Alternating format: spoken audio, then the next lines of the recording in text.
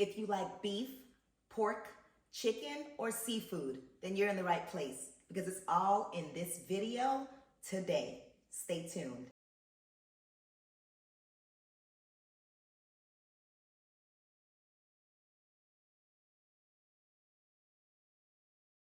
Hello and welcome back to my channel. If you're new here, my name is DeeDee, and on this channel, we talk through my weight loss journey, weight loss tips, my experiences on the carnivore diet, and so much more. So if that's something you're interested in, then go ahead and hit that subscribe button and join our family. So in today's video, I'm gonna share with you 4 simple and delicious meals that I ate last week on my carnivore journey. So if you like pork, beef, seafood, or chicken, then you're in the right place. All right, let's jump right in. All right, meal number 1, savory beef ribs. I don't know if you all remember, but I actually got these ribs on sale for $2.99 a pound during my last grocery haul. Oh yeah, that was a deal. So we're cooking them now. Okay, so I usually have my good old trusty baking pan. You know I don't like a mess, and I love throwing that thing out when I am done. So I will start off with seasoning these ribs. So of course I will start off with some salt. Then I'll follow up with some garlic powder and also some black pepper. I'm realizing that I'm definitely not a strict carnivore. I realized that before, but I'm definitely realizing it now. In terms of seasonings, I do what works for me, and that's what you should do too. Do what works for you. Okay, so I turned the ribs around, I flipped them over, and I made sure to season the other side as well. And now I'm covering it up with aluminum foil, shiny side up, and I'm putting them in a preheated oven, 350 degrees, okay? Cook time for these ribs are 2.5 hours. So just have your timer ready, and you can definitely do other things around the house while you wait. Look at those ribs, just juicy, fall off the bone, savory.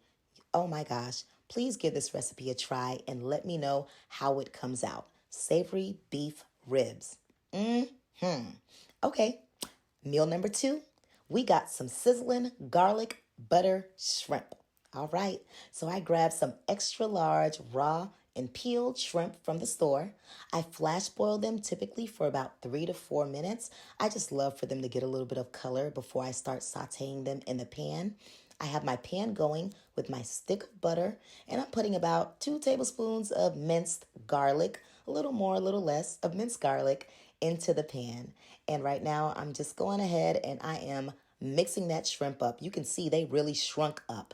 That's why I typically get the extra large or the colossal, because if not, you'll have nothing left. At this time, I realized I wanted some more butter. I want that sauce to be a little bit thicker. So I added about half a stick in.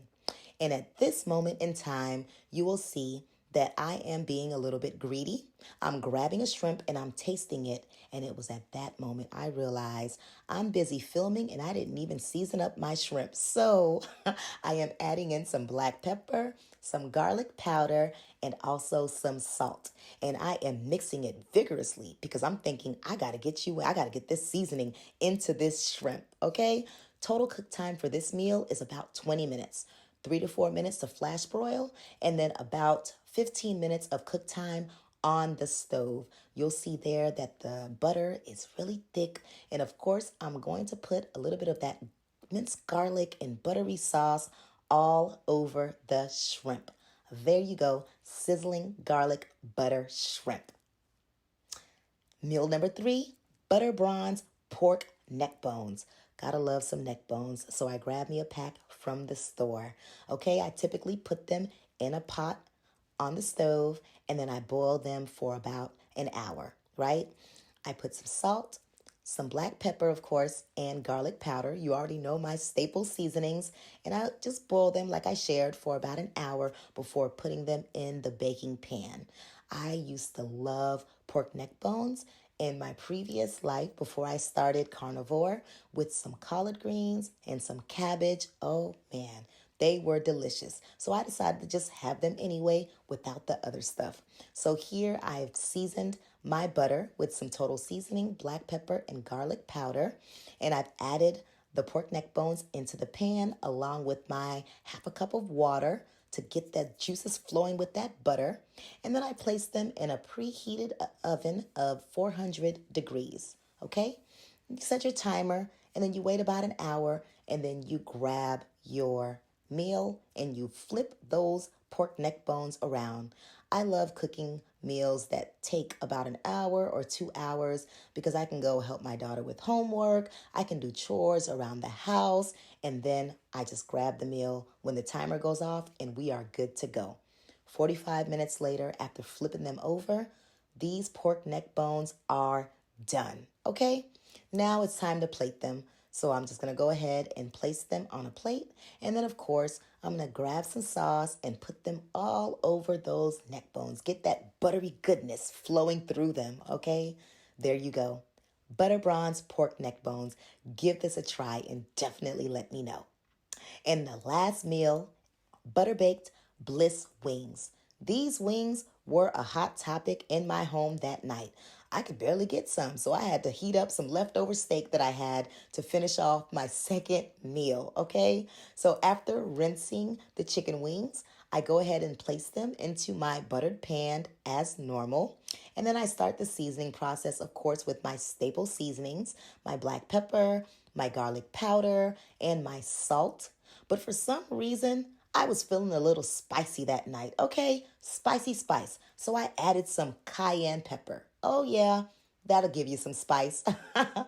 Also, during this time, I am preheating my oven to 375 degrees, and then I am flipping those chicken wings over and seasoning on both sides.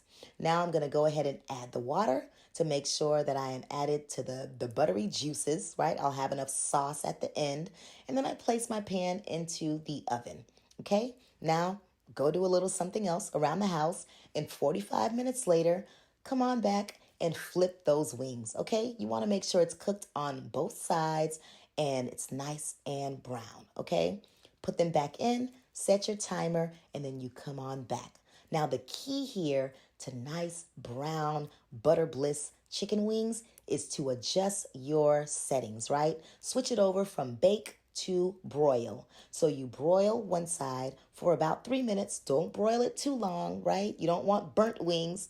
You boil it for 3 minutes and then you flip it over, okay? And then you put it back into the oven and you broil it for another 3 minutes.